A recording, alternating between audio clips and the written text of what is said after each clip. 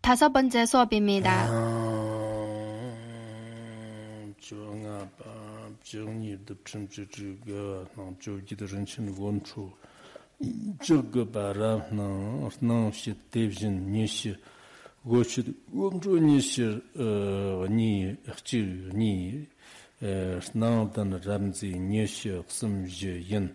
Nyeshir nga pa rapto gawi yang terter nga tsan nga irang jen yang shkasong tigdang yondan chanle te shkayi shkaso jankam nyeshir nga mamjin jirtin tigdi kyabar xsangchim tsek chik nipi nyambo gyan terter longshki yang ne rzir ne yang nam se longshir zogshkar nambar nangchin bu zhiwe ndar shidar tomba sozur na kyabar tongsum mamjin jirtin ndar 상계 동거 drumar number of good ranjin chigni terter nawayin tamom dole yerkur kyungwi ver tongnam susu sim fiket changger son tenaf karzan dei drshi ngur sangger namchir terter tambar te kuchid manam jigdan vertongbo longtam ben lam lam chakchik 장매도 조톱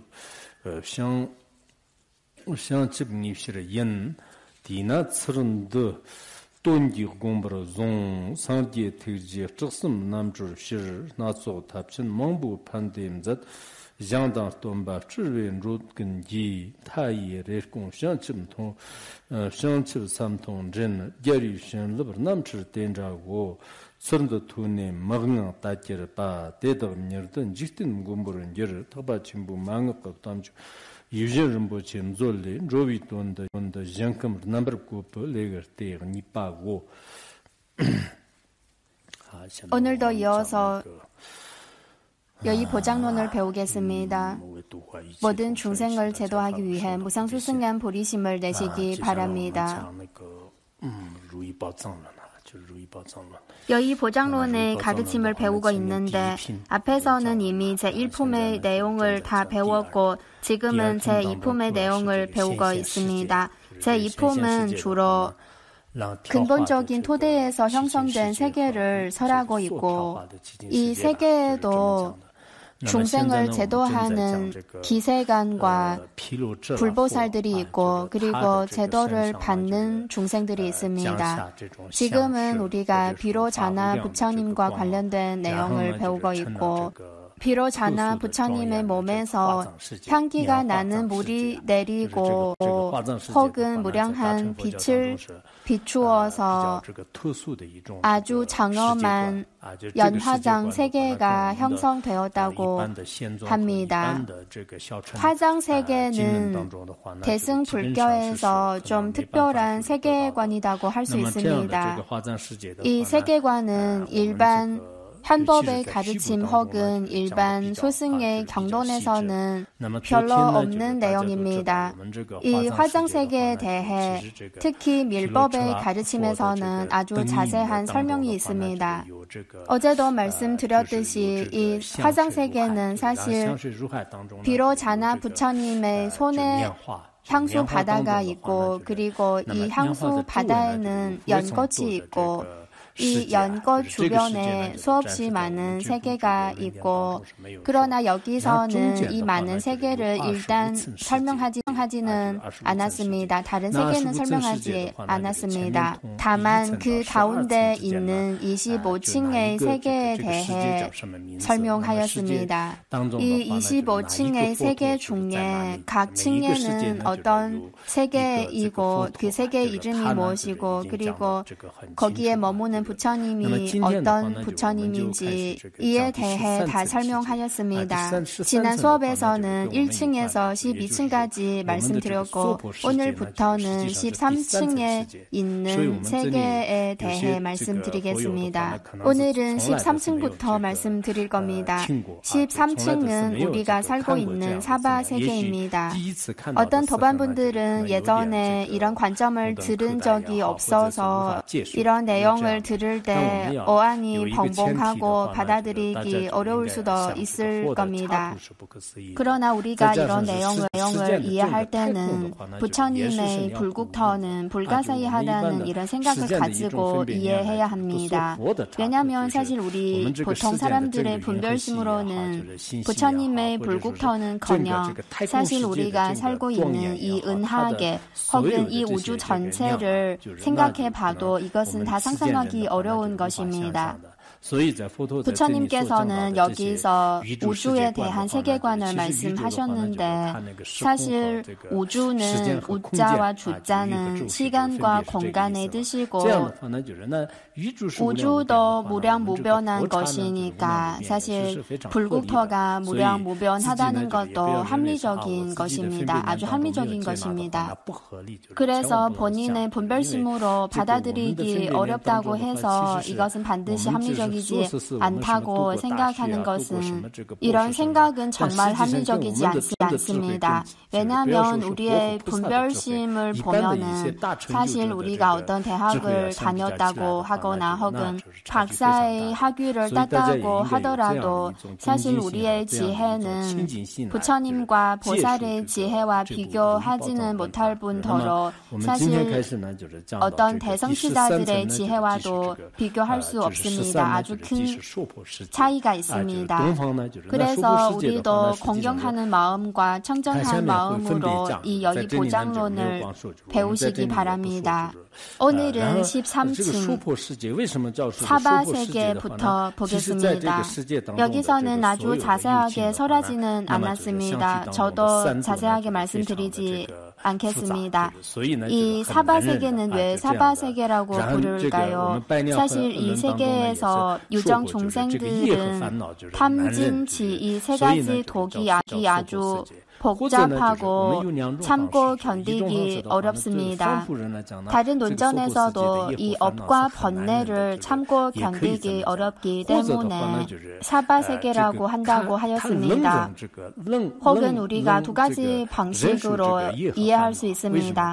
하나는 전부 중생은 이 사바세계의 업과 번뇌를 참고 견디기 어렵기 때문에 이렇게 부른다고 할 수 있고 혹은 업과 번뇌를 참고 견딜 수 있기 때문에 이렇게 부른다고 할 수도 있습니다. 왜냐하면 이 중생들은 본인의 마음속에 있는 업과 번뇌는 아무리 많이 일어나도 다 참아낼 수 있지만 그러나 다른 사람이 우리를 때리거나 역설을 하거나 조금이라도 우리를 공경하지 않으면 이것은 참아낼 수 없습니다. 그래서 이 사바 두 글자는 참는다, 인내하다, 참고 견디기 어렵다 등 이런 뜻으로 이해하면 될 것 같습니다. 보통 보살들은 이 사바세계에 오면은 본인이 보리를 징득하기 위해 수행을 하고 업과 번뇌를 참아 견디고 감수하고 이런 고행을 합니다. 그러나 전부 중생들은 이런 번뇌가 가득하지만 그러나 별로 신경을 쓰지 않고 다들 참고만 있습니다.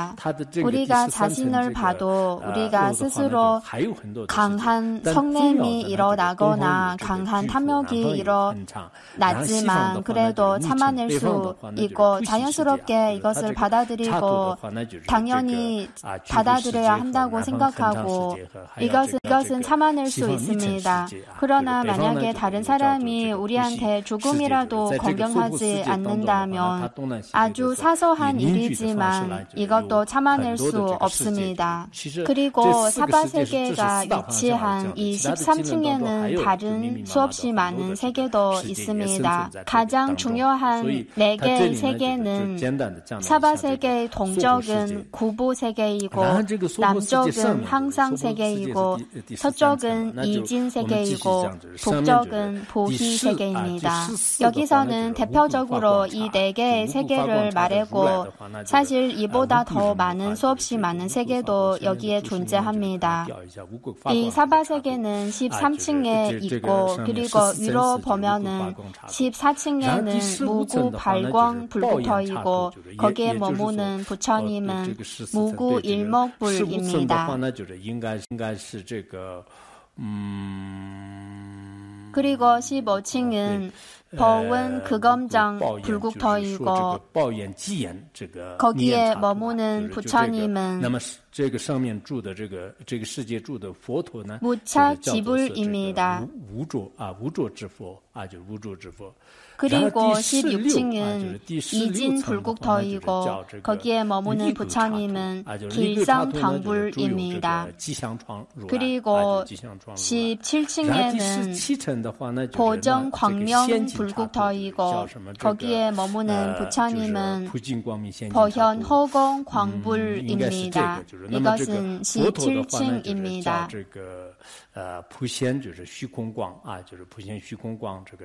그리고 18층은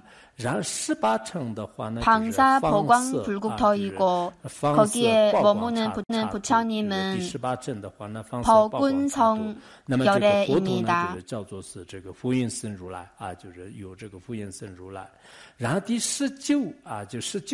그리고 19층은 극명 불국터이고 거기에 머무는 부처님은 연등왕불입니다. 연등왕열애입니다. 그리고 20층에는 능명불국터이고 거기에 머무는 부처님은 광엄불, 광엄열애입니다. 그리고 21층은 발광불국터이고 거기에 머무는 부처님은 복연왕불, 복연왕열애입니다. 거기에 머무는 부처님은 복연왕열애입니다. 그리고 22층은 사광장엄불국터이고 사광장엄불국터이고 거기에 머무는 부처님은 광망왕열애입니다. 23층은 구광불국터이고 거기에 머무는 부처님은 보명불입니다. 보명열애입니다. 그리고 24층은 묘엄불국터이고 거기에 머무는 부처님은 범화열애입니다. 범화열애입니다. 그리고 마지막으로 가장 위에 있는 25층에 있는 불국터는 색태극희 불국터이고 거기에 머무는 부처님은 극희 길상불, 극희 길상열애라고 합니다. 여기서는 25층의 세계를 말씀드렸고 화엄경을 보면은 이 화엄경에 있는 이 세계에 대한 묘사를 통해서 그린 탱화가 있는데 제가 자세하게 비교하지는 않았습니다. 화엄경에는 아마 20층의 세계로 되어 있는 걸로 알고 있습니다. 당밀의 가르침에도 이에 대해 자세한 설명이 있을 겁니다. 여러분이 시간이 되시면 서로 비교하면서 한번 배우셔도 아주 좋습니다. 여기서는 25층의 세계를 말했는데 25층의 이 숫자가 정해진 이유를 이어서 설명할 겁니다. 왜 25층이고 26층이 아니고 혹은 21층이 아닐까요? 이 숫자가 왜 정해졌는지 이에 대해 설명할 것입니다. 이어서 참고 자료의 세 번째를 보겠습니다. 이 부분도 아주 중요한 내용입니다. 왜 25층의 불국토가 있는 걸까요? 이 숫자가 왜 정해졌을까요? 이것은 부처님의 신구의와 관련이 있습니다. 열애의 신구의는 모두 지혜이고 부처님의 어원은 우리 범부 중생들의 어원과 달리 부처님의 어원은 다 지혜의 집합입니다. 부처님의 25가지 지혜를 이렇게 나눠서 볼 수 있습니다. 어떻게 나눠서 보는 걸까요? 신구이 중에 신도 5가지가 있고 그리고 구도 5가지가 있고 의도 5가지가 있고 그리고 사업과 공덕도 각각 5가지가 있습니다. 마치 우리가 현관 장엄론을 배울 때 그중에 보시, 지계, 인욕, 정진, 선정, 지혜 등 6바라미를 배울 때도 보시도 보시의 보시, 보시의 지계, 보시의 인욕, 보시의 정진, 보시의 선정, 보시의 지혜 이렇게 6 곱하기 6 하면은 36 이렇게 36가지로 볼 수 있습니다. 마찬가지로 열애의 지혜의 몸에도 사실 신구의 공덕 사업이 있고 이 5가지가 있고 그리고 부처님의 금강어에도 신구의 구에도 신구의 공덕 사업이 5가지가 있습니다. 이렇게 5 곱하기 5 하면은 25가 됩니다. 25가지가 있습니다. 이 25층의 세계를 비로자나 부처님의 몸 전체와 대응해서 보면은 비로자나 부처님께서는 가부좌를 하고 등인의 손 모양을 하고 이런 모습입니다. 그리고 부처님의 손부터 머리까지 25층의 빌딩이 앞에 있다고 생각하시면 될 것 같습니다. 맨 위에부터 밑으로 5층을 보면은 이것은 신과 관련된 불국토 5개이고 먼저 신의 불국토, 그리고 구의 불국토, 의의 불국토, 공덕의 불국토, 그리고 사업의 불국토 이 신과 관련된 불국토 5개가 있습니다. 이 5개의 불국토는 비로자나 부처님의 얼굴 부분과 대응합니다. 그 위치가 얼굴 부분과 대응합니다. 그리고 또 이어서 밑으로 5층의 불국토를 보면은 이 5층은 구와 관련된 5개의 불국토입니다. 구와 관련된 불국토도 신의 불국토, 구의 불국토, 의의 불국토, 공덕의 불국토, 사업의 불국토 이 5가지가 있습니다. 이 5개의 불국토는 비로자나 부처님의 목과 대응합니다. 보통 신은 이마와 대응하고 그리고 구는 목과 대응하고 의는 심장과 대응하고 그리고 공덕은 배꼽 부위와 대응하고 사업은 생식기 부위와 대응합니다. 그리고 신구이 중에 의와 관련된 불국토도 5개 있는데 신의 불국토, 구의 불국토, 의의 불국토, 공덕의 불국토, 사업의 불국토 이렇게 5개의 불국토가 있습니다. 이 5개의 불국토는 비로자나 부처님의 심장 부위와 대응합니다. 이것은 의와 관련된 불국토입니다. 그리고 우리가 사는 사바세계는 바로 13층에 있습니다. 13층은 가장 가운데에 위치이고 위에 12층이 있고 아래 12층이 있고 그 가운데가 바로 13층입니다. 우리는 바로 이 가운데 있고 바로 비로자나 부처님의 의와 관련된 불국토 중에 의의 불국토입니다. 그야말로 마음과 관련된 불국토 중에도 마음의 불국토에 속하는 불국토입니다. 그래서 우리가 밀법이 있는 이유가 여기에 있습니다. 한 사람의 몸을 봐도 그 몸에는 심장이 가장 중요합니다. 그래서 비로자나 부처님의 심장의 부위에 있으니까 가장 중요한 부분입니다. 그래서 비로자나 부처님께서는 이 사바세계를 아주 많이 사랑하십니다.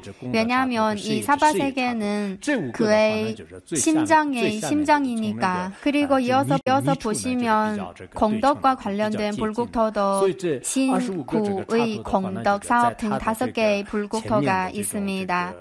이 5개의 불국토는 비로자나 부처님의 배꼽 부위와 대응합니다. 그리고 또 밑으로 오면은 사업과 관련된 5개의 불국토가 있고 바로 신구의 공덕 사업 등 5개가 있는데 이 5개의 불국토는 비로자나 부처님의 생식기 부위와 대응합니다. 비로자나 부처님의 손에는 향수 바다가 있고 그리고 이 향수 바다에는 연꽃이 있고 그리고 이 연꽃 위에 25층의 불국토가 있는 것입니다.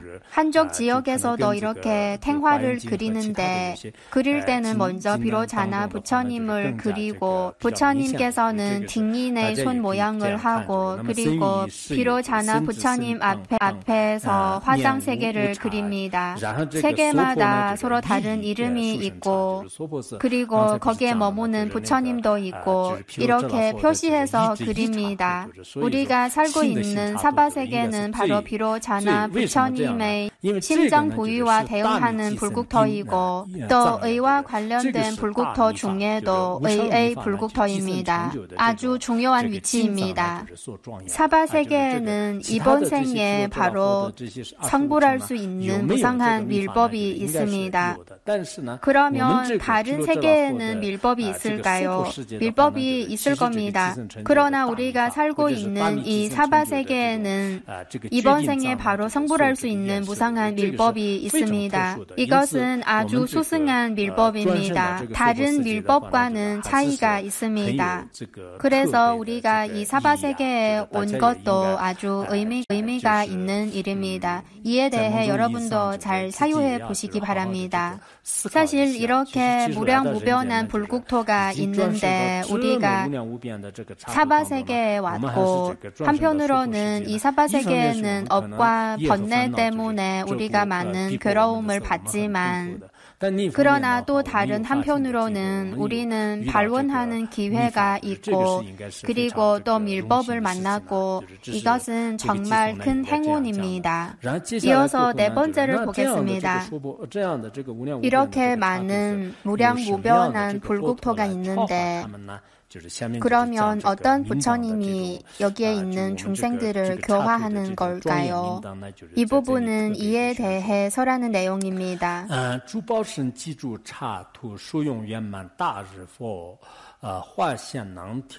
여기에 무량무변한 불국토가 있는데 이 불국토는 사실 보신에 의해 형성된 무량한 불국토입니다. 법신, 보신, 화신 중에 보신에 의해 형성된 불국토입니다. 여기는 원만한 대일열애가 있는데 우리가 밀법을 배울 때는 어떨 때는 대일열애라고 하고 또 어떨 때는 비로자나 부처님이라고 합니다. 명칭이 좀 다릅니다. 이 대일열애께서는 이 보신에 의해 형성된 불국토에서 중생들을 교화시키는 많은 화신을 나타나게 합니다. 비로자나 부처님의 각 부위에서 무량한 빛이 비추고 그리고 각 빛의 끝에서 중생들의 근기에 따라서 무량한 화신이 나타나고 이 화신은 사실 우리가 소위 말하는 석가모니 부처님 등 100억, 1000억의 수없이 많은 부처님들을 말하는 것입니다.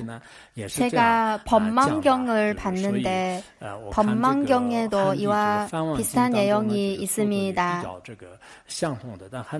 노사나 부처님께서는 연꽃 위에 앉아 있고 그리고 노사나 부처님 주변에는 1000개의 연꽃이 있고 그 1000개의 연꽃 위에도 마찬가지로 1000분의 석가모니 부처님이 그 연꽃 위에 앉아 있다.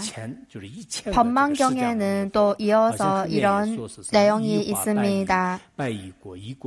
각 연꽃에는 100억의 세계가 있고 그리고 각 세계에는 또 한 분의 석가모니 부처님이 계시고 그리고 각 석가모니 부처님께서는 보리나무 아래서 부처님의 과유를 얻었다고 합니다. 여기서는 노사나 부처님을 말하는 것입니다.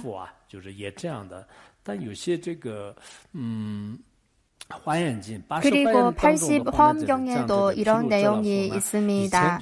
비로자나 부처님께서는 옛날에 수없이 많은 부처님께 귀의를 하였고 그리고 바다와 같이 광대한 발원을 하였고 그리고 나서 갖가지 불국토를 나타나게 하고 무량한 중생을 이롭게 한다고 하였습니다.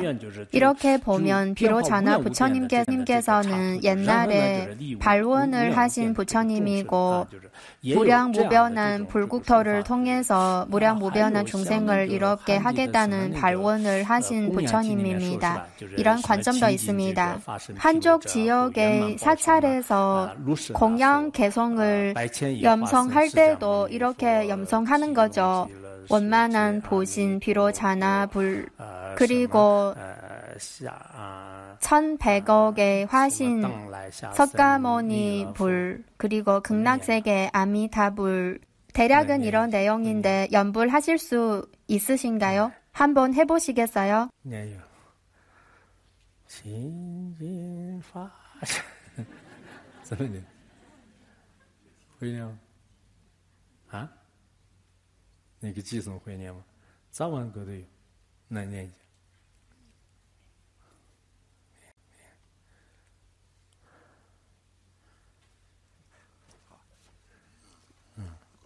供养清净法身毗卢遮那佛，圆满报身罗舍那佛，千满亿化身释迦牟尼佛，当来下生弥勒真佛，极乐世界阿弥陀佛，十方三世一切诸佛，大智文殊师利菩萨，大行普贤菩萨，大悲观世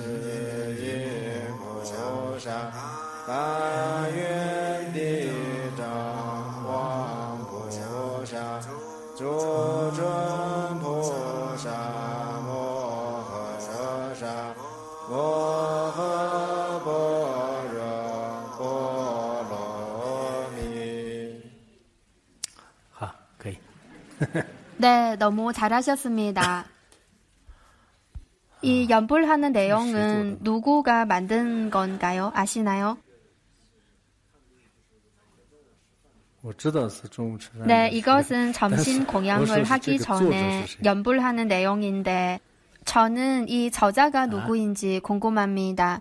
많은 절에서 이 내용에 따라서 연불을 하는데 그러나 저자가 누구인지 저는 잘 모릅니다. 이 연불하는 내용 중에는 법신 비로자나 불이라고 하고 그리고 보신은 노사나 불이라고 합니다. 약간 우리가 지금 배우는 내용과 약간 좀 다릅니다. 그리고 화엄경에는 아마 화신 비로자나 불 이렇게 되어 있는 것 같습니다. 어쨌든 법신, 보신, 화신 다만 이름이 다를 뿐입니다. 예를 들어 한 나라의 국왕이든 대신들이든 모든 상황하에 다 똑같은 이름을 쓰지는 않을 겁니다. 그리고 재불 보살들도 불가사의한 존재이고 그리고 여기서 말하는 법신은 우리가 평상시에 다른 대승의 논전에서 말하는 법신과 좀 차이가 있습니다. 똑같지가 않습니다. 이렇게 이해할 수도 있습니다.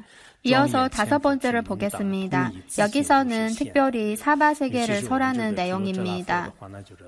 특히 비로자나 부처님께서 모든 중생을 교화하기 위해, 제도하기 위해 이 사바세계에서 특별히 천분의 부처님을 나타나게 하였습니다. 이 천분의 부처님은 모두 비로자나 부처님에 의해 형성되고 나타난 것입니다. 이 관점은 다른 경론의 관점과 좀 차이가 있습니다. 이 천분의 부처님께서는 서로 다른 이름과 법문과 방식으로 중생들을 교화합니다. 이 천분의 부처님께서는 먼저 보리심을 내고 그리고 수행을 하고 마지막으로 성불하는 모습으로 중생들 앞에서 나타나고 중생들을 이롭게 하는 사업을 펼칩니다. 이 천분의 부처님과 관련된 내용은 부자 상해경에도 이런 내용이 있습니다. 그러나 다른 경전의 관점은 여기에서 말하는 관점과 좀 차이가 있습니다. 다른 경전에서는 이 천분의 부처님은 각자 따로 발원을 하고 중생을 이롭게 한다고 하는데 그러나 여기서는 이 천분의 부처님이 모두 비로자나 부처님에 의해 형성되고 나타난 것이라고 하고 이런 화신은 모두 비로자나 부처님께서 중생을 제도하기 위해 나타난 화신들이라고 합니다. 그리고 현겁에는 천분의 부처님이 있다고 하는데 현겁 천불이 있는데 그 중에 구류손불, 구나한불, 가섭불 그리고 석가모니 부처님 이 네 분의 부처님은 지난 세상에 나타난 네 분의 부처님이고 그리고 우리가 또 자주 말하는 과거 7불이 있는데 지난 세상에 나타난 7 부처님이 있는데 이 7 부처님 중에 앞에 3분은 현겁에 속하지 않고 뒤에 4분, 그야말로 앞에서 말한 이 4분의 부처님이 현겁에 나타난 부처님들입니다. 여러분도 아시다시피 우리가 연불할 때도 자주 7 부처님과 관련된 개성을 염송하고 그리고 절에서 수행을 할 때도 자주 과거 7불께 기도를 합니다. 이 과거 7불의功德이 아주 크고 우리가 자주 기도하면 아주 좋습니다. 그리고 특별히 이 과거 7불과 관련된 수행을 하는 분도 있습니다. 그리고 석가모니 부처님께서 성불한 것에 대해 이에 대해서도 서로 다른 관점이 있습니다. 다른 논전에도 이와 관련된 내용이 있고 그리고 티베트 지역의 불교 역사와 관련된 책에도 이런 내용이 있고 그리고 롱첸바 존자의 종파 보장론에도 이에 대해 설하는 내용이 있습니다. 전체적으로 보면은 4가지 서로 다른 관점이 있습니다. 먼저 성문승의 관점은 이렇습니다. 부처님께서는 원래 정말로 번뇌가 있는 번부이고 끊임없이 수행에 정진하고 끊임없이 도를 닦고 나서 결국은 인도의 금광좌에서 성불했다고 합니다. 이것은 성문승의 관점입니다. 그리고 일반 대승의 관점은 석가모니 부처님께서 도솔촌에서 인간 세상에 와서 이런 모습으로 중생들 앞에서 나타나고 그리고 마지막에는 6년 동안의 고행을 거쳐서 마지막에는 금강좌에서 성불했는데 그러나 대승의 관점은 부처님이 금강좌에 가기 전에 이미 십지보살이었고 마지막에는 금강과 같은 선정을 통해서 모든 마왕과 가장 세밀한 소지장을 없애고 나서 성불하였다고 합니다. 그래서 일반 대승의 관점은 이렇습니다. 일반 현법의 경전에도 이런 관점입니다. 금강좌에 가기 전에 이미 십지보살이었다고 합니다. 그리고 밀법 중에 좀 높은 견해를 설하는 경전에는 이런 관점이 점입니다.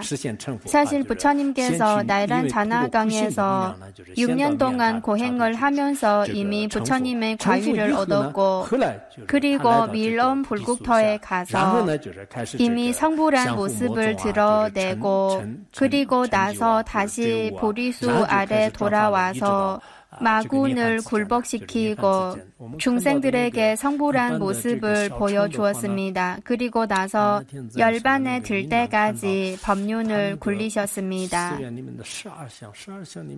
제가 예전에 운남성에 갈 때 한 절에서 부처님의 일생을 12개의 그림으로 그린 그림을 보았습니다. 그런데 하나가 빠졌는데 아마 마지막에 열반에 든 그 모습이 빠진 것 같습니다. 다른 내용은 다 그림으로 그린 것 같습니다. 운남성에 아주 큰 절이 있는 것 아시죠? 거기에는 부처님의 12가지 모습을 아주 잘 그렸습니다. 남방 불교의 방식으로 그렸는데 티베트 불교의 탕카와 좀 비슷합니다. 제 기억에는 열반에 든 모습이 없는 것 같습니다. 이것은 세 번째 관점이고 현법에 좀 높은 견해를 설하는 경전의 관점은 석가모니 부처님께서는 밀엄 불국토에 가서 이미 성불을 하고 나서 다시 인도의 금강조에서 성불하는 모습을 중생들에게 보여주었다고 합니다.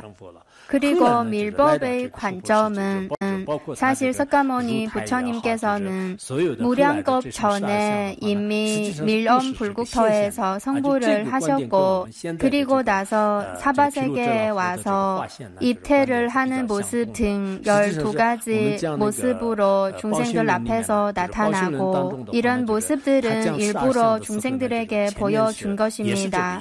이 관점은 여의 보장론의 관점과 좀 비슷합니다. 비록 자나 부처님에 의해 화신의 부처님이 나타난다는 관점입니다.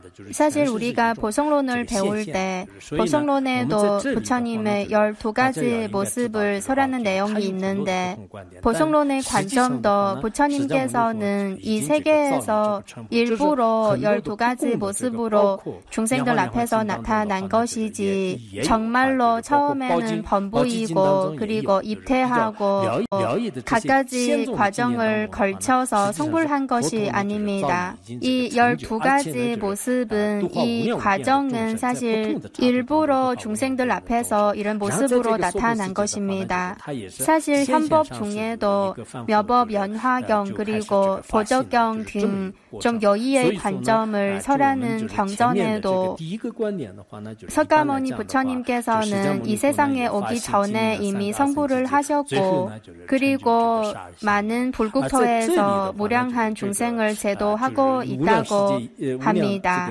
이 사바세계에서는 부처님께서 처음에는 범부의 모습으로 나타나고 그리고 많은 과정을 걸쳐서 성불하는 모습으로 나타났고 이런 과정은 다만 중생들 앞에서 일부러 이런 모습으로 나타난 것이지 사실은 이 세상에 오기 전에 이미 성불을 하였습니다.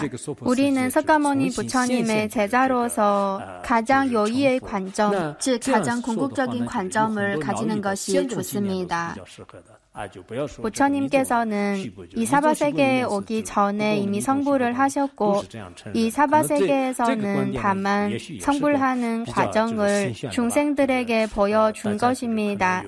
이 관점은 여의의 현법의 경전에도 이런 관점입니다. 밀법의 가르침에는 모두 다 이 관점을 인정합니다. 여러분이 전에는 어떤 관점을 가지고 있을까요? 오늘 들은 이 관점이 여러분에게 좀 새로운 관점일 수도 있습니다. 이어서 6번째를 보시면 이에 대한 의혹을 떨쳐버리는 내용입니다. 왜냐하면 헌법에서는 1000명의 태자가 발원을 하고 나서 결국 성불했다고 하는데 그러나 밀법에서는 이 세상에 오기 전에 이미 성불을 하였다고 하니까 이 두 가지 관점은 서로 위배되지 않는가, 이에 대한 의혹을 떨쳐버리는 내용입니다. 먼저 현법의 관점을 말씀드리겠습니다. 或者说是先宗和密宗的一些外续的这些经论当中的话呢，都是认为呢，就是释迦牟尼佛是以前是一个护国王的这个太子。 不是释迦牟尼佛，就是我们这个현법 천불은 예전에는 원래 한 국왕의 왕자였다고 합니다. 이 천분의 부처님은 원래 다 그 국왕의 왕자였다고 합니다. 이에 대해 법화경에도 설하는 내용이 있는데 그러나 그렇게 자세하게 설하지는 않았고 비화경에는 현법 천불과 부처님에 대해 이 반론하는 과정에 대해 아주 자세하게 설하였습니다. 이에 대해 아주 자세하게 설한 경전은 비화경이고 비는 자비의 비자입니다. 비화경입니다.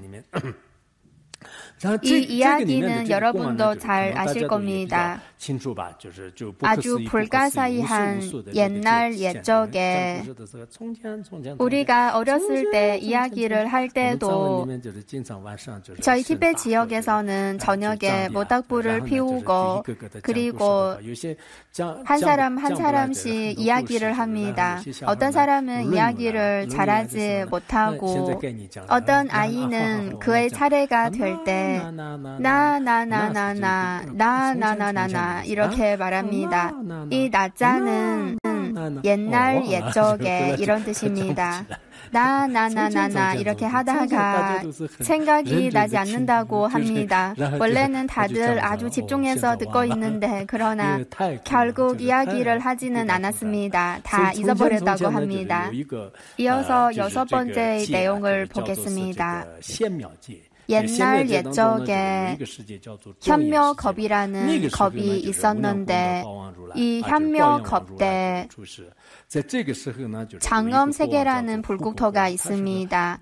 그때는 무량공덕 보현왕 열애께서 그 세상에 계셨고 그때는 호국 전윤왕이 있었는데 이 전윤왕이 통제하는 범위는 4개의 주입니다.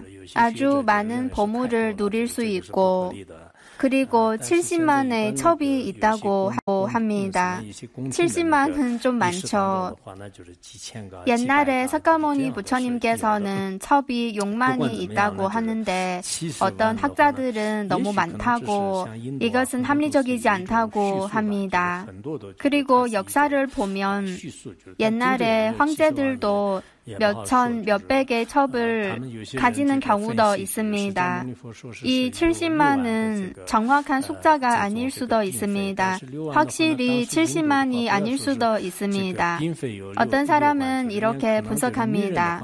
석가모니 부처님은 6만의 첩이 있다고 하는데 그러나 그때 당시 인도에 6만의 첩이 있는 것은커녕 인도의 인구를 보면 그때 당시 여성의 인구가 6만이 될지도 모른다고 합니다. 어쨌든 이것은 역사이니까 도대체 정확한 수량인지 아닌지는 확실하지 않고 어떤 사람은 이것은 불교에서 남존여비의 관념, 남자를 여자보다 우대하고 존중하는 관념을 가지고 있기 때문에 이렇게 설하였다고 하는 관점도 있습니다. 역사를 보면 대에도 비구니가 출가하였기 때문에 전법시기, 상법시기, 말법시기 중에 상법시기가 길어졌다고 합니다. 그리고 또 어떤 사람은 여성분들의 번뇌가 더 많다고 하는데 그러나 꼭 그렇지도 않습니다. 탐욕, 성냄과 어리석음 이 3가지 번뇌 중에 남성분들도 이 3가지 번뇌가 강한 사람이 많습니다. 그리고 예를 들어 성냄을 보면 여성분들도 분노하는 마음이 자주 일어나는 경우가 있고 그리고 남성분들도 분노하는 마음이 많이 일어나는 사람도 많이 있습니다. 그리고 탐욕을 보면 국왕들은 그렇게 많은 첩이 있는데 그러나 역사적으로 보면 여성분들이 그렇게 많은 남편이 있는 여성분들이 있을까요? 그러나 질투심을 보면 여성분들이 좀 강하는 편인 것 같습니다. 그래서 어떤 불경을 보면 남성과 여성은 형성된 모양이 다르고 그래서 마음속의 번뇌와 지혜도 다르다고 하는 경우도 있습니다. 어쨌든 부처님의 주요 사상은 남녀를 완전히 평등한 것으로 봅니다. 왜냐하면 부처님께서는 어떤 경전에서는 이렇게 말씀하셨습니다. 카스트도 중요하지 않고 이름도 중요하지 않고 유일하게 중요한 것은 계율이다. 그래서 비구이든 비구니이든 계율이 가장 중요하다고 하셨습니다. 부처님께서는 계율을 중요시 하셨고 카스트를 중요시 한 것은 아닙니다. 그러나 어떨 때 어떤 내용을 보면 여성을 차별하다는 그런 느낌이 들 때도 있습니다. 사실 이것은 그때 당시의 중생들의 근기에 따라서 이렇게 법문을 설하신 겁니다. 사실 보말론에서는 만약에 여성의 몸이 청정하지 않다면 남성의 몸도 똑같다고 하였습니다. 또 다른 하나의 이유는 부처님께서 설법하실 그 당시는 2500여 년 전이었고 그때 전 세계적으로 인간 사회의 분위기는 남존여비, 남자를 여자보다 우대하고 존중하는 그런 분위기였습니다. 그래서 인도도 마찬가지였습니다.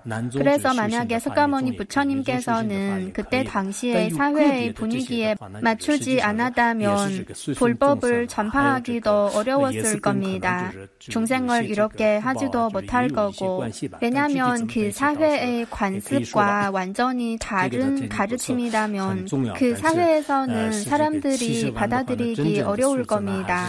그러나 부처님의 가르침을 보면 여러분도 아시다시피 남성들이 수행할 수 있는 것은 여성분들도 똑같이 수행할 수 있습니다. 다만 극소수의 수행이 좀 차별이 있는데 그러나 이것도 사실 중생들의 근기 혹은 복보에 따라서 설한 것입니다. 그러나 이것은 그다지 중요한 부분이 아닙니다. 다시 논전의 내용으로 돌아오면 앞에서 호국 전윤왕의 첩이 70만이 있다고 하였는데 그러나 이 숫자는 정확한 숫자가 아니고 다만 아주 많다는 뜻을 표현하는 가능성이 높습니다. 그리고 수없이 많은 사람이 죽었다고 할 때 사실은 뭐 몇백 명 혹은 몇천 명이 죽었는데도 수없이 많은 사람이 죽었다고 할 수 있고 그리고 우리가 수천 수만 이런 표현도 쓰는데 그래서 우리가 숫자를 사용할 때 아주 정확한 아주 정해진 수량을 표현하지 않는 경우도 많이 있습니다. 저도 확실하지 않지만 그리고 다른 분들이 이 특별히 숫자에 대해 분석하는 내용도 본 적이 없고 어쨌든 제가 석가모니 부처님의 전기를 번역할 때도 자꾸 이런 느낌이 들었습니다.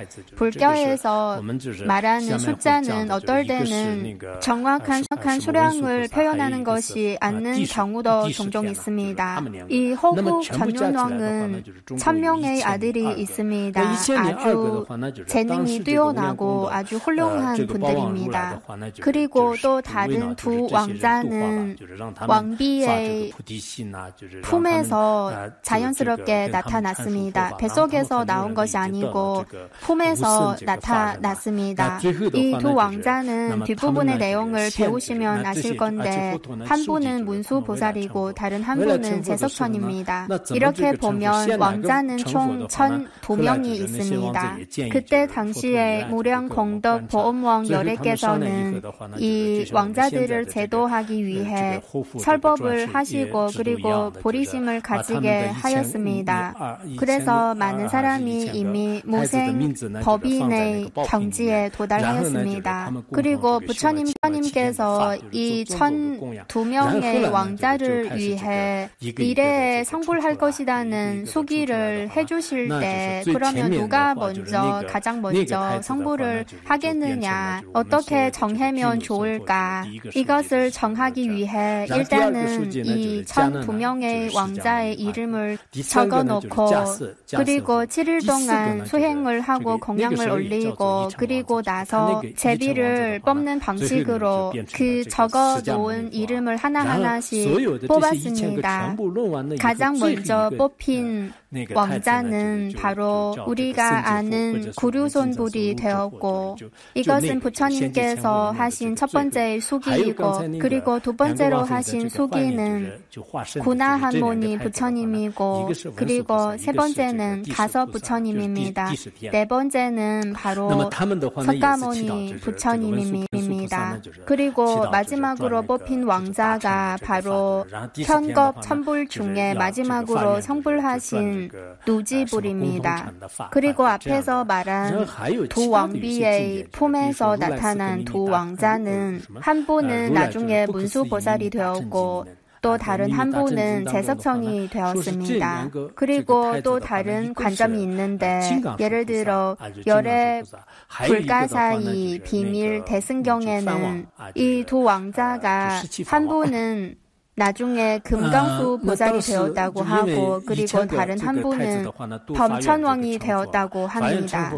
그때 당시 천분의 왕자가 다 성불하겠다는 발원을 하였고 그리고 나중에 범천왕이 되는 왕자께서는 다른 왕자들이 성불할 때 부처님들 앞에서 법륜을 굴리시기를 청하겠다는 발원을 하였습니다. 이것은 범천왕의 발원이고 그리고 그때 금강수 보살이 될 왕자께서는 천분의 왕자들이 성불할 때 모든 열애의 가르침을 금강으로 지키겠다는 발원을 하였습니다. 이것은 금강수 보살의 발원입니다. 그래서 열애 불가사의 비밀 대승경의 관점과 거의 비슷하는데 다만 다른 관점에는 그 이름이 좀 다를 뿐입니다. 그리고 어떤 경전을 보면 예를 들어 비나 야경에서는 석가모니 부처님께서 성불하시기 전에 최초로 대석가모니 부처님 앞에서 보리심을 내었다고 합니다. 그리고 현겁경에서는 또 다른 열애 앞에서 최초로 보리심을 내었다고 합니다. 제가 석가모니 부처님의 전기를 번역할 때 마지막 부분에서는 특별히 부처님께서 서로 다른 열애 앞에서 최초로 보리심을 내었다는 내용이 있습니다. 많은 경전을 보시면 어떤 열애 앞에서 최초로 보리심을 내었다. 그리고 또 다른 경전에서는 또 다른 열애 앞에서 최초로 보리심을 내었다고 하는 내용이 있는데 왜 이렇게 많은 첫 번째가 있을까요? 사실 대덕분들은 이에 대해 이렇게 설명합니다.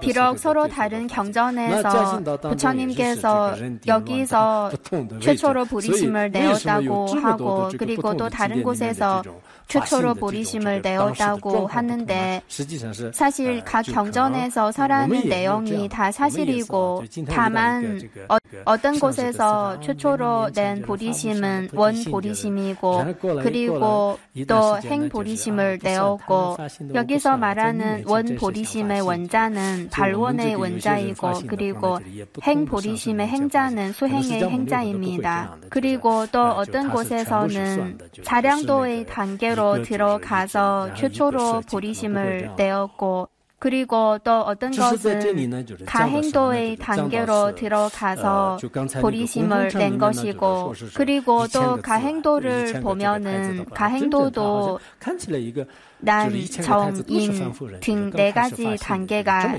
있습니다. 그래서 왜 그렇게 많은 최초로 보리심을 내었다는 내용이 있을지는 왜 서로 다른 경전 왕전에는 서로 다르게 말하는지는 이렇게 이해할 수도 있을 것 같습니다. 그리고 지금 사람들도 어떤 사람은 먼저 어떤 스승님 앞에서 발언을 하였고 그리고 한동안 지나고 나서는 앞에서 보리심을 낸 것은 나의 진심이 아니었고 그리고 또 다른 스승님 앞에서 또 발언을 한다고 합니다. 이렇게 서로 다른 스승님 앞에서 발언하는 경우도 있는데 그러나 석가모니 부처님께서는 이런 상황이 아닙니다. 석가모니 부처님께서 발언하신 거는 다 진심이고 지금 어떤 사람들처럼 새로운 스승님을 만나면 전에의 스승님을 버리는 것처럼 이렇게 하지는 않을 겁니다. 그래서 여기에서는 이 현겁 찬불도 원래는 천분의 왕자였고 그리고 원래는 범부 중생이었고 발언을 하고 나서 성불하였다고 하는데 이것은 현법의 관점이고 그러나 여기 보장론에서는 이 모든 부처님은 다 비로자나 부처님에 의해 나타난 것이라고 하는데 이 두 가지 관점이 서로 위배되지 않을까요? 서로 모순되지 않을까요? 그리고 밀법에서는 왜 이 모든 부처님이 다 비로자나 부처님에 의해 형성된 것인가에 대해 설명하는 내용입니다. 이것은 깊은 뜻이 담겨 있고 이어서 롱첸바 존자께서는 이 깊은 뜻에 대해 설할 겁니다. 이어서 일곱 번째를 보겠습니다. 이 부분의 내용도 아주 중요한 내용입니다. 현법에서는 이 천분의 부처님은 원래는 반부였다고 하고 그러나 여기에서는 다 비로자나 부처님에 의해 나타난 것이라고 하는데 이 두 가지 관점이 서로 모순되지 않을까요? 사실은 서로 모순되지 않습니다. 여기에는 깊은 뜻이 담겨 있습니다. 어떤 깊은 뜻이 담겨 있을까요? 이 현겁에서 교화시킬 중생들은 서로 다른 부처님의 명호 그리고 서로 다른 교화시키는 방법 그리고 서로 다른 모습으로 중생들을 제도하는 것입니다. 비록 이 천분의 부처님은 다 비로자나 부처님에 의해 나타난 것이지만 그러나 이 중생들의 근기에 따라서 서로 다른 방법으로 이 중생을 제도하기 위해서 이렇게 나타난 것입니다. 예를 들어 어떤 중생은 석가모니 부처님이 교화시킬 수 있고 그리고 어떤 중생은 가서 부처님께서 교화시킬 수 있고 그래서 이 중생들의 근기에 따라서 각가지 화신으로 이 중생들을 교화시키는 것입니다. 이것은 하나의 원인이고 또 다른 한편으로 보면은 근기가 좀 낮은 중생들을 위해서 이렇게 나타난 것입니다.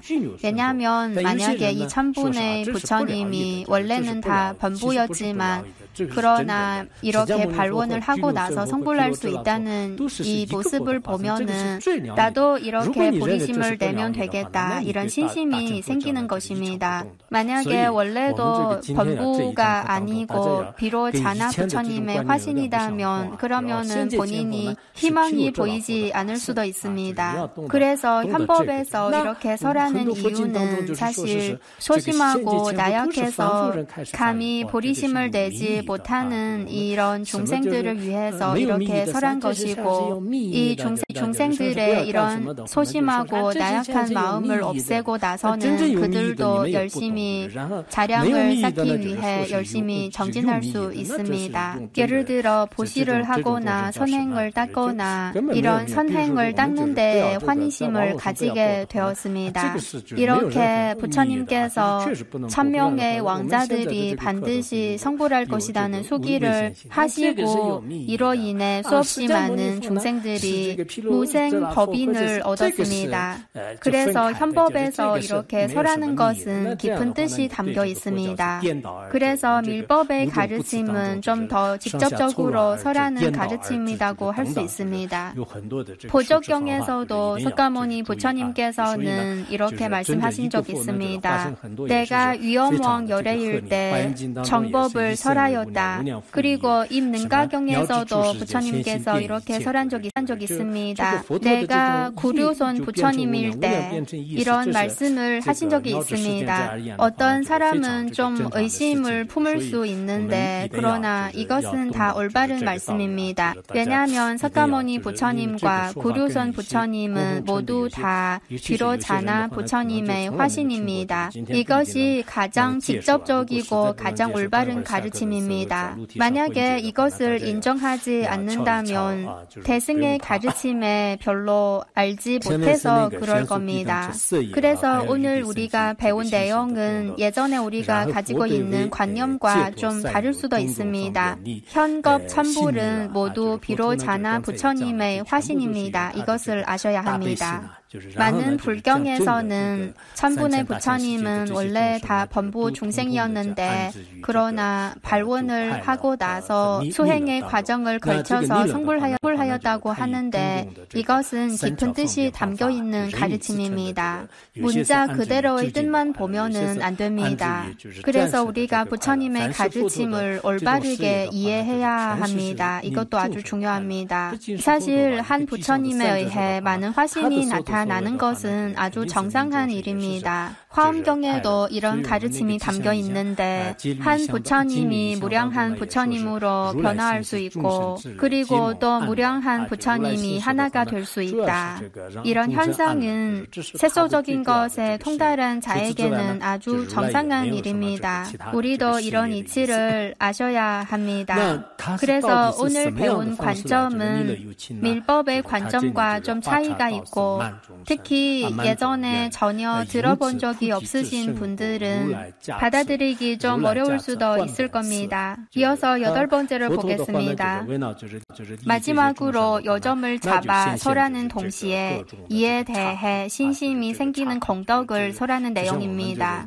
부처님께서는 대비심을 베풀어 중생들을 윤회 속에서 벗어나게 하고 갖가지 상교 방편으로 중생들을 일시적인 안락과 궁극적인 안락을 얻게 합니다. 어쨌든 부처님께서는 어떤 사업을 펼치든 모두 다 중생들이 안락을 얻게 하기 위해서 하는 것입니다. 사실 부처님뿐만 아니라 정말로 진정한 선지식이라면 이 선지식도 어떤 것을 하든지 간에 모두 중생들이 안락을 얻기 위해 하는 것입니다. 그리고 경율 이상에도 이런 가르침이 있는데 부처님께서 이 세상에 하는 가장 중요한 일은 바로 중생들을 안락을 얻게 하는 일이라고 합니다. 그 외에는 부처님께서는 다른 할 일은 없습니다. 그러면 어떤 방법으로 중생들을 이롭게 하고 안락을 얻게 하는 것일까요? 부처님께서는 중생들을 이롭게 하기 위해 먼저 갖가지 불국토를 만듭니다. 마치 우리가 학생들을 도우려면 먼저 학교를 만들어야 합니다. 그래서 먼저 불국토를 만들고 이 불국토가 없으면 중생들을 이롭게 하려고 해도 어쩔 수 없습니다. 그리고 나서는 현겁 천불처럼 이 스승님이신 부처님들이 나타납니다. 이 불국토와 부처님들이 있으면은 중생들의 소원을 만족시킬 수 있습니다. 마치 여의보처럼 중생들의 소원을 만족시킬 수 있습니다. 그리고 또 다른 한편으로는 부처님께서는 중생들을 세 가지 보리의 과유로 인도합니다. 성문이든 연각이든 혹은 부처님의 과유로 인도합니다. 중생들의 근기에 따라서 인도합니다. 사실 이 모든 것, 예를 들어 비로자나 부처님이든 석가모니 부처님이든 모두 다 열애의 열애의 가피로 나타난 것이고 중생들을 이롭게 할 수 있는 이 모든 것은 다 선교 방편이고 모두 다 중생을 이롭게 하기 위해 열애의 가피력으로 나타난 것입니다. 열애의 가피력으로 무량무변한 이 모든 것이 나타날 수 있습니다. 어제 수업 끝나고 나서 여러분이 서로 토론하는 내용을 들어봤는데 이 사바세계가 부처님에 의해 형성된 것이라면 도대체 어떻게 형성된 것인가 이에 대해 토론하고 있었습니다. 사실 이렇게 토론하는 것도 아주 큰 의미가 있습니다. 그리고 이런 의문을 제기하는 것도 아주 좋습니다. 이 내용으로 돌아오면은 사실 중생들을 교화하기 위해 불국토도 필요하고 그리고 중생들을 교화하는 부처님도 필요합니다. 그리고 이 부처님은 화신이고 이 화신은 중생들을 교화시킬 수 있습니다. 그러나 이 모든 중생들이 다 이 청정한 불국토와 청정한 부처님을 볼 수 있을까요? 모든 중생들이 다 볼 수 있지는 않습니다. 예를 들어 석가모니 부처님이 이 세상에 계실 때 한 바라문이 부처님을 볼 때는 아주 추한 모습으로 보이는데 그러나 부처님께서는 원래는 아주 원만한 상허를 갖추신 분인데 그러나 어떤 중생은 보지 못합니다. 또한 낙의 범왕께서는 부처님의 사바세계가 아주 청정한 불국토이라는 것을 볼 수 있는데 그러나 사리자는 청정하지 않는 불국토로 보는 것도 이와 같습니다. 그래서 불국토는 청정하지만 그러나 중생들이 볼 수 있는 모양은 또 서로 다릅니다. 그래서 부처님께서는 이 중생들을 제도하기 위해 먼저 불국토를 만들고 천천히 중생들을 교화시킵니다. 예를 들어 우리가 학생들을 교육시키려면 먼저 학교를 세우고 그리고 학생들을 가르치는 선생님도 마련하고 이렇게 학생들을 가르칠 수 있습니다. 비록 자나 부처님께서도 마찬가지로 이렇게 하셨는데 그리고 중생들은 갖가지 업력으로 이 세상에 왔고 마치 학생들이 학교에 가는 것처럼 처음에 입학할 때는 아주 어리석고 아무것도 모르고 그러나 교육을 받고 크고 나서 다시 보면은 그때의 학교가 본인한테 얼마나 중요한지를 알게 되고 그리고 선생님도 본인한테 얼마나 중요한지를 알게 될 것입니다. 여러분도 이에 대해 잘 사유하시기 바랍니다.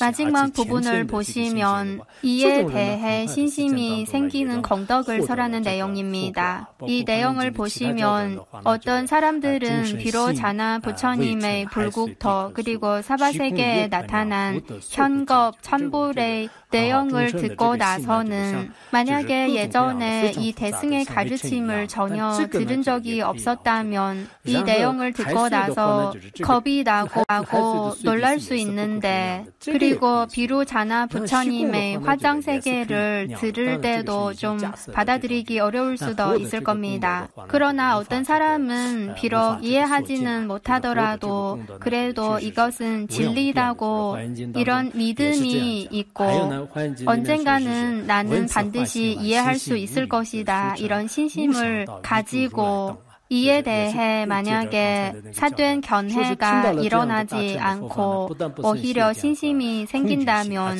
이 공덕은 무량무변합니다. 아주 짧은 시간 안에 성취를 이룰 수 있습니다.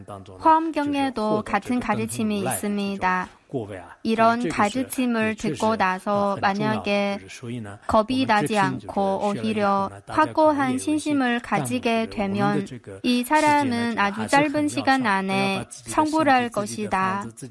그리고 화엄경에도 이런 가르침도 있습니다. 중생들의 각가지 마음 상태는 아주 복잡하고 마치 티끌처럼 그렇게 많고 아주 복잡하지만 그래도 알 수는 있고 그리고 바다의 물이 아주 많지만 그래도 그의 물방울을 셀 수는 있고 그리고 허공도 측정할 수 있는데 물론 이것은 가정하는 것입니다. 말하고자 한 것은 그러나 부처님의 공덕은 말하려고 해도 다 말하지 못하고 부처님의 공덕은 무량무변한 것입니다. 그리고 화엄경에도 이런 가르침도 있습니다. 이런 대승의 가르침을 듣고 나서 사된 견해도 일어나지 않고 겁이 나지도 않고 오히려 환희심을 가지고 신심이 생기고 어떤 의심도 품지 않는다면 이런 사람은 아주 짧은 시간 안에 열애의 과위를 얻을 것이다. 이런 가르침도 있습니다. 아주 중요한 가르침입니다. 그래서 우리가 제2품을 배우고 나서는 사실 이 세계와 비교하면 우리의 몸이든 우리의 집이든 우리의 이 작은 세계이든 다 아주 사소한 것이고 보잘것없는 것이고 이런 느낌이 들지 않습니까? 그리고 우크라이나와 러시아의 지도자도 공성을 깨닫지 못해서 그렇지 사실 이 화정세계 전체는 그렇게 광대한 것인데 왜 이렇게 가난한 사람들을 그렇게 많은 괴로움을 받게 하는가? 우리가 여의보장론을 배우는데 맨 앞에 1품에서 4품까지는 좀 어려울 수 있는데 그러나 제5품부터는 그렇게 어렵지가 않습니다. 예전에 여러분들이 잘 접하지 못했던 좀 새로운 관점을 접하게 될 수도 있습니다. 사실 우리가 새로운 관점을 배우는 것도 우리의 시야를 넓히는데 아주 중요합니다. 여기까지는 제2품 중생을 이롭게 하기 위해 형성된 불국토에 대한 가르침을 다 마쳤습니다. 오늘은 여기까지 마치겠습니다. 감사합니다. 소난더이 탄자로바니 돈의니 배전한 판쉐장 제가나지 와롱초바예 조배 초레 조와 조와쇼